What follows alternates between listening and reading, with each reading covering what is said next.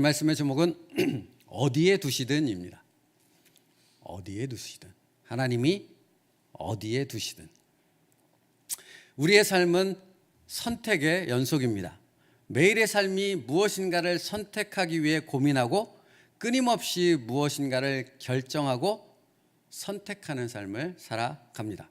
어제도 그랬고 오늘도 그런 삶을 살아갈 것입니다. 서로의 상황과 형편이 다르고 무엇을 선택했는가가 다를 뿐 모든 사람은 다 동일하게 이런 삶을 살아가지요.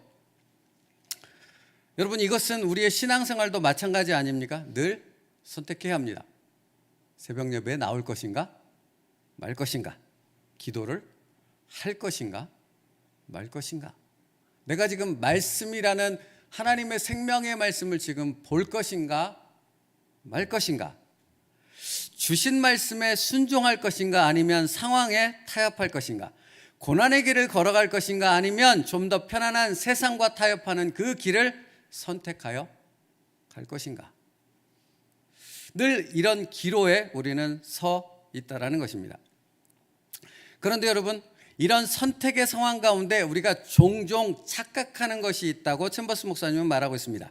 마치 그리스도인은 항상 무엇을 선택해야 된다고 생각합니까? 고난의 길을 선택해야 된다. 내가 그리스도인이니까, 내가 하나님을 믿는 사람이니까, 내가 하나님의 종이니까 나는 고난의 길을 늘 선택해야 돼. 그것이 하나님의 뜻이야 라고 착각한다라는 것입니다. 이러한 착각에 대해 챔버스 목사님은 이렇게 말합니다. 고난을 선택한다는 것은 뭔가 잘못된 것입니다 라는 표현을 쓰시더라고요. 또 건강한 성도라고 고난을 택하는 것은 아닙니다. 건강하고 성숙한 성도라고 늘 고난의 길을 선택하는 것은 아니라고요. 그렇다면 그리스도인에게 선택해야 하는 것은 어떤 것입니까? 그리스도인이기에 선택이라는 상황 가운데 무엇을 고려하고 무엇을 생각하고 무엇을 가장 먼저 생각해야 됩니까? 이것이 하나님의 뜻이냐는 겁니다.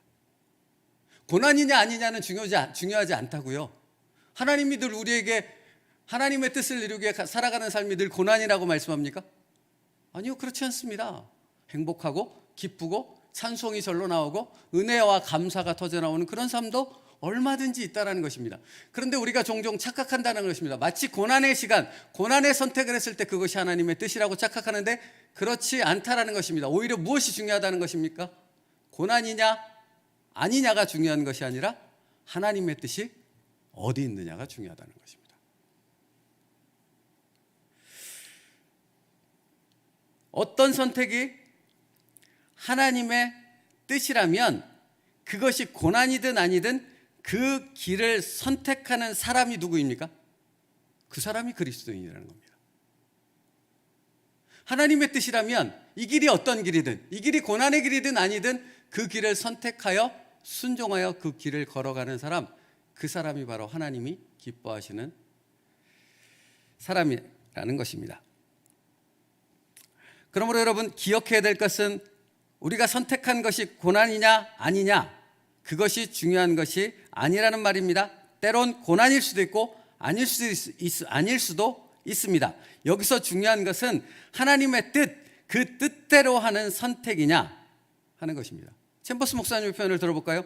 비록 고난을 의미하더라도 하나님의 뜻으로 알고 그것을 선택한다면 이것은 매우 다른 의미를 갖는다는 것입니다.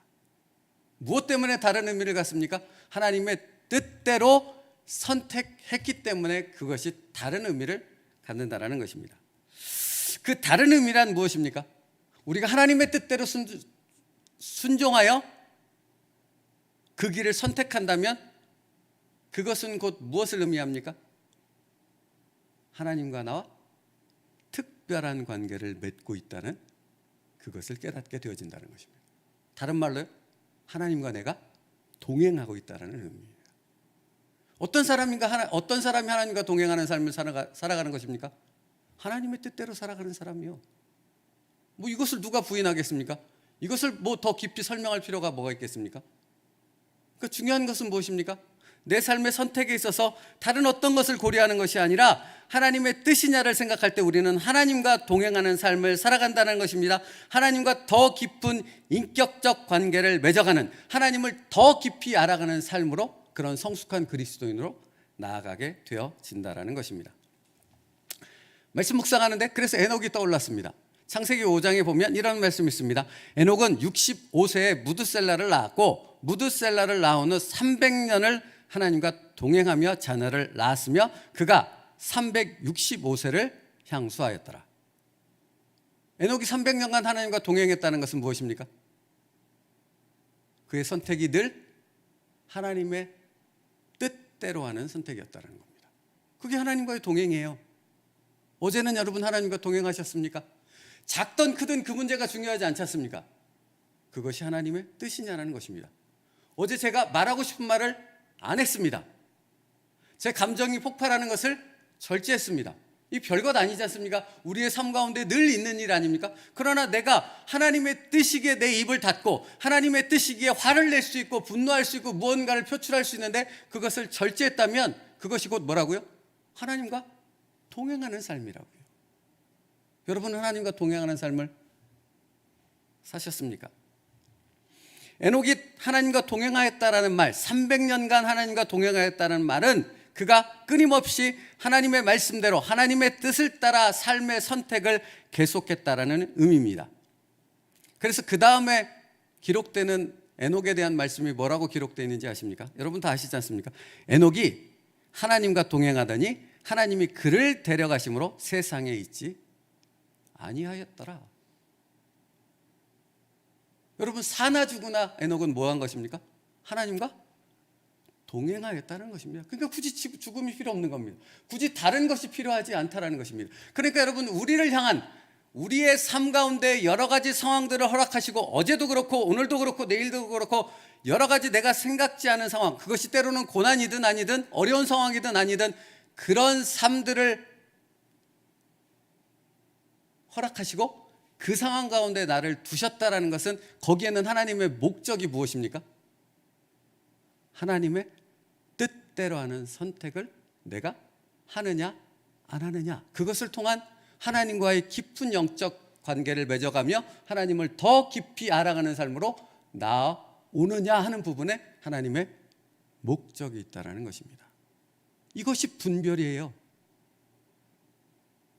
그러니까 여러분 무엇을 선택하며 무엇을 결정할 때 우리는 나를 왜 하나님께서 이 상황 가운데 두신 것이지? 하나님이 이 어려운 상황, 이 고난의 상황을 아심에도 불구하고 왜 이것을 나에게 허락하신 것이지? 거기에 집중해야 되지. 그것이 아닌 고난 자체, 무언가 내 상황대로 되어지지, 내 계획대로 되어지지 않는 그런 생각들에만 집중하게 되어진다면 우리는 하나님과 동행하는 삶을 살아가는 영적 성숙의 단계에는 이르지 못한다는 것입니다. 하나님의 목적과 상관없는 삶을 살아가게 된다는 것이에요. 그러니까 우리가 하나님의 뜻대로 하는 선택이라는 것은 우리와 하나님의 관계가 더 깊어질 수 있는 기회가 된다는 것입니다. 여러분 어제 무슨 일이 있으셨습니까? 그제는 무슨 일이 있으셨습니까? 그 모든 상황 가운데 우리가 하나님의 뜻을 생각하고 하나님의 뜻대로 선택하였다면 우리는 하나님과 더 깊은 인격적 관계를 맺게 되어지는 그런 은혜의 자리로 들어가게 되어진 줄로 믿습니다. 그러면 오늘은 어떠하겠습니까? 여러분 오늘 어떤 상황이 벌어질지 모르지 않습니까? 그러나 어떤 상황이 벌어지든 오늘 말씀의 제목대로 하나님이 어디에 나를 두든지 간에 거기에 핵심은 무엇입니까? 하나님의 뜻대로함을 통해 하나님과 더 깊은 하나님과 동행하는 삶을 살아가는 우리의 축복된 삶이 되기를 하나님께서는 간절히 원하신다라는 것입니다. 그것을 이루어 드릴 수 있는 저와 여러분 될 수 있기를 축복합니다. 그러므로 여러분 하나님이 어디에 두시든 우리는 하나님의 뜻이라면 그 길을 걸어가겠다는 결단이 우리에게 있어야 한다는 것입니다. 그게 하나님의 목적이며 하나님과의 특별한 관계라는 것입니다. 말씀 묵상하다 보니 어떤 목사님을 통해 들었던 얘기 같아요. 이 세상에 수없이 많은 남자와 여자가 있습니다. 그렇죠? 수없이 많지 않습니까? 근데 그 수없이 많은 남자와 여자가 있지만 그 모든 사람들 중에 한 사람 한 사람, 즉 부부는 다르지요. 그 관계가 똑같지 않죠. 왜 다릅니까? 왜 다릅니까? 특별한 관계를 맺어가는 그 시간들을 갖기 때문입니다. 둘만이 아는 것이 있지 않습니까? 다른 이 세상 어떤 사람도 모르는데 둘만이 아는 그것이 있습니다. 우리가 하나님의 뜻대로 행할 때 누구와 누구만 아는 것입니까? 하나님과 나만 아는 것입니다. 하나님과의 특별한 관계가 맺어지는 것이라고요. 그래서 부부가 특별한 것 아닙니까? 그래서 성경은 하나님과 나와의 관계, 주님과 나와의 관계를 부부의 관계로 설명하고 있지 않습니까? 그렇죠. 그런 특별한 관계를 맺어가는 우리의 삶이 되도록 우리는 하나님의 뜻을 늘 생각하며 그 특별한 관계를 맺어가는 오늘 하루의 삶을 만들어갈 수 있어야 한다라는 것입니다.